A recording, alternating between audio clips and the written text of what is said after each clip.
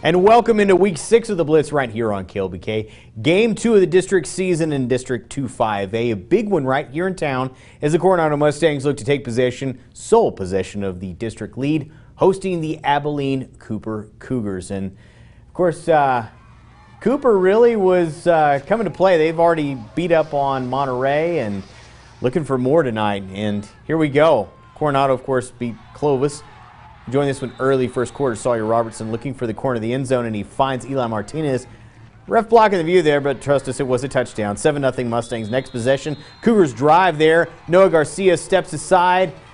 Mustang there, and we're tied at 7 apiece later in the first quarter. Offense still feeling it. 4th and 9 for Coronado. Robertson hits Will Boyles and spins. No Cougars there. Touchdown, Coronado. Back to a 7-point lead. Next possession, Noah Garcia gets the handoff again, hesitates, and explodes, powers his way into the end zone. We're knotted up at 14, and right now, Cooper just took the lead, 31-24, and we're going to go out actually now live to our man with a plan in the field, our Ryan King, standing by at this game, and this has kind of been back and forth affair all night long, hasn't it, Ryan?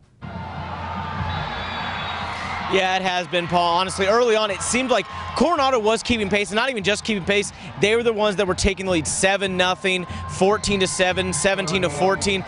But 17 of the last 24 points have actually been scored by Abilene Cooper. One here in the just last couple minutes to take the 31-24 lead. But both sides of the Coronado ball, for the most part, are playing well. You mentioned it earlier. Abilene Cooper scored 70 last week against Monterey. So far, they've only scored 31. They might get up to the high 30s or low 40s, but that's keeping it within striking distance. The Coronado offense was hot early, 17 points in the first quarter and a few minutes, but only 7 points since then in about 2 quarters of play. So they still have plenty to work on. There's still plenty of time in this game. Still 4.5 minutes to go in the third and the entire fourth quarter. And it's not a make or break, but what you did mention there is they can really take control of the district by beating the Cougars here at home, especially when Abilene Cooper looked so good last week against Monterey. They still have plenty of time to do it, but both sides of the ball, the defense is going to have to step up, starting getting a few stops, maybe a few turnovers, and this offense is going to have to be what we expect them to be with Sawyer Robertson and so many of those weapons to get this one and move to 4-2 on the season after starting off 0-2, but we'll see if they can do it and keep you updated. Paul? All right, Ryan King live there at Lowry Field. We'll let you get back to that game now. And, of course, a little bit earlier in the week, that would be yesterday, only, of course, once in the last 3 weeks, the Monterey Plainsmen have been able to keep an opponent under wraps. So, speaking, falling 21-13 to the Cooper Pirates. Coach Wayne Hutchinson putting it simply yesterday, Plainsmen needed to play fundamental football, more of a sense of urgency now as we are in the second week of district play. As we've mentioned, Monterey always facing that tough team from Amarillo High, and this was last night's game. Game 2, as we mentioned, Game 2 going on tonight. Game 2 last night between these two. First quarter, Trent White fumbles it for the Plainsmen. Forced there by Caden Johnson, picked up by Jake Maynard. Amarillo now with the ball.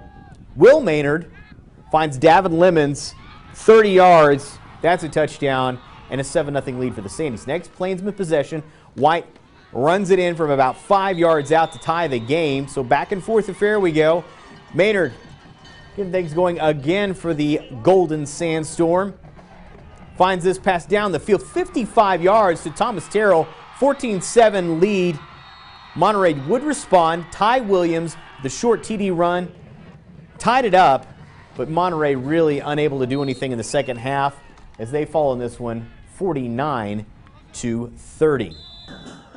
Go to Lubbock High and Paladuro up in the panhandle. Anthony Randall taking the handoff here right up the middle, makes several people miss for the big first down. PD's Dondre DeGreat outside of Israel Guevara, and he does the rest. That's another first down. And of course, it's time going to be for an end around. Randall again, another first down. This one has been a back and forth affair between Lubbock High and Paladuro, and right now I can tell you, last check on the score, this was in the fourth quarter. Paladuro took the lead 19-17, so we'll keep you up to speed where this game is, as well as the Coronado game coming up here in just a